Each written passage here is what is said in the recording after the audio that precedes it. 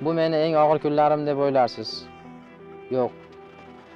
Shu kunlarning birida bir yaqin sherigim bitta biznes reja taklif qildi. Amerika Forex bozorida oltin bilan savdo qilishni taklif qildi va bunga juda katta pul so'radi.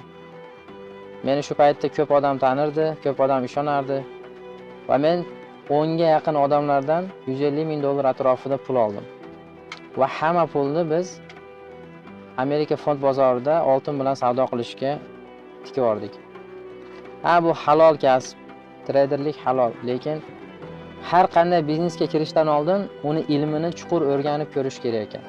Meni eng katta qilgan xatolarimdan ikkinchisi bu ko'rkorona birovlarning gapiga kirib, bilmagan sohaga katta pulni qarzga olib tikkanim.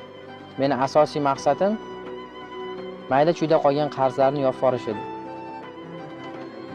Va birinchi ikkinchi kuni 10 ming dollardan ortiqroq pul ishladik. Va men hayolimda juda tez fursatda hamma yo'qotgan narsalarimni tiklab olaman degan o'ylar keldi.